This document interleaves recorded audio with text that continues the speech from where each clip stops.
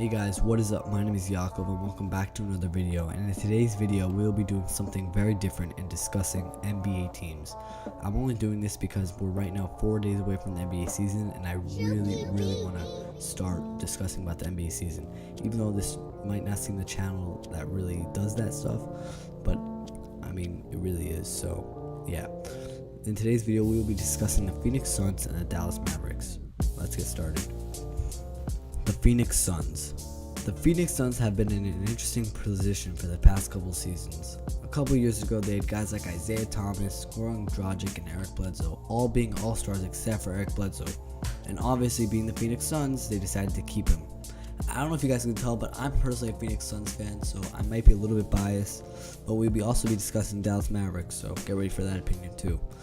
So last season, they decided to trade away Eric Bledsoe to the Milwaukee Bucks, which pretty much established their rebuilding mode, because now they only really have young talent, being one of the youngest teams in the NBA. Now with Devin Booker on the rise, this team is starting to look good. Last season, Devin Booker averaged 25 points, 5 rebounds, and 5 assists per game. Really good numbers for a guy who's only 21. This year, they had the #1 pick in the draft, drafting DeAndre Ayton. He played very well in the preseason, averaging 17 points, 8 rebounds, and I think 3 assists. It doesn't say here on the website, but I'm pretty sure it was something like that. Anyways, the reason why he's averaging 17 points was because in his last game, they decided to only play him like 5-10 minutes. But I'm pretty sure it was to make sure he didn't get injured because he was playing so well. But in that game, he only had 9 points and 7 rebounds, which is still a great stat line for a rookie center. Hopefully he can do this in the NBA. If it wasn't for that game, he probably would have averaged 10 rebounds, around that kind of thing. 10 rebounds and probably like 20 points. I don't know. So we'll see about that. This guy is looking like he makes up for a lot of the draft busts they've been drafting. Guys like Dragan Bender, Marquise Chris, or even Alex Len. A lot of those guys being big men.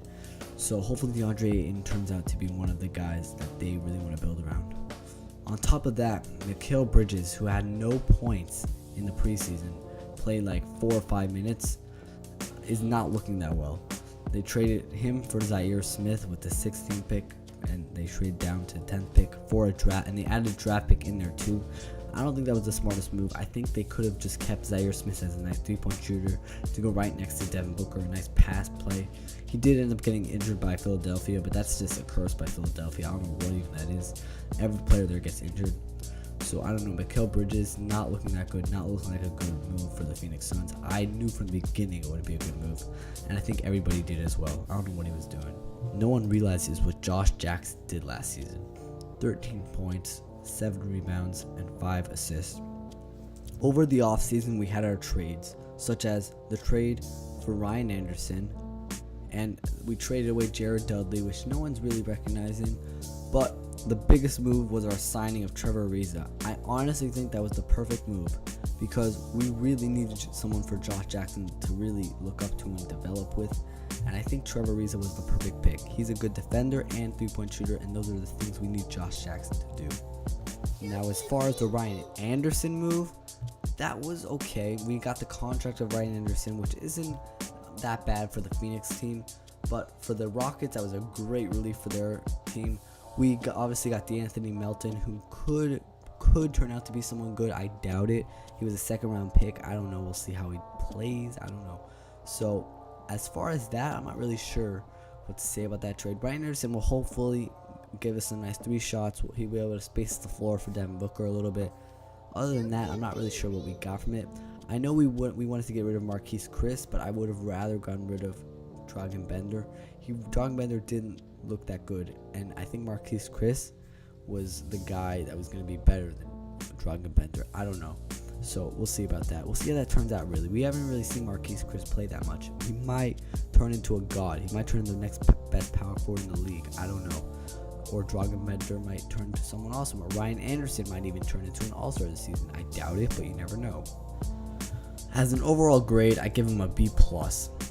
Just because they didn't really add anyone substantial over the offseason. I mean, Josh Jackson was improving. Over the offseason, we had rumors for Josh Jackson and Kristaps Porzingis trade. If we did that, that would have been awesome.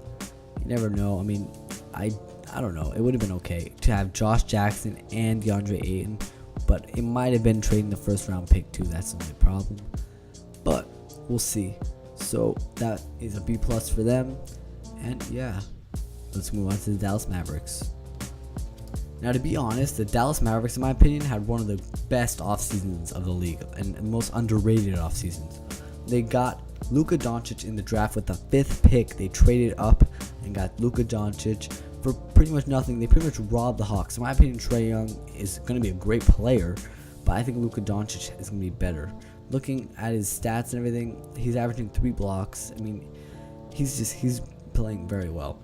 And Trae Young just hit that buzzer beater last night, but I mean, okay, a buzzer beater. I mean, Tyus Jones has hit a buzzer beater. Like, a lot of people have hit buzzer beaters in their career. Dennis Smith Jr. improved very well over the offseason.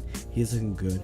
They've got the young Antetokounmpo brother, who's, I don't know, he could turn into Giannis. I don't know, I doubt it, but you never know. And then they also signed their center, DeAndre Jordan, who is a great rim protector and great pick and roll lob catcher for Luka Doncic to pass to.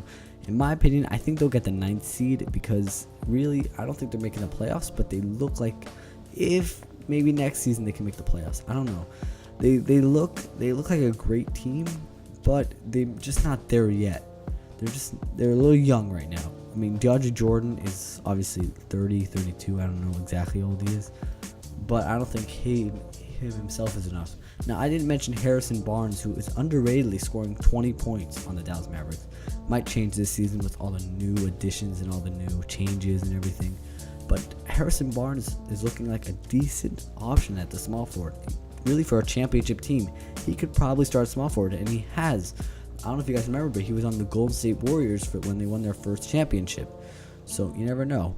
In my opinion, I think the Dallas Mavericks got an A this offseason. Not an A+, not an A-, but an A. So that's like a 95, I think.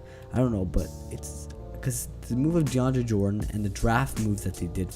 So they got the 3rd pick and they got Jordan. I think that's a good grade, and I think they had a good offseason. Alright guys, thank you so much for watching. Hope you guys enjoyed the video. And leave a like, subscribe, comment, I don't know, whatever you do. Peace out guys. Have a great life. Bye.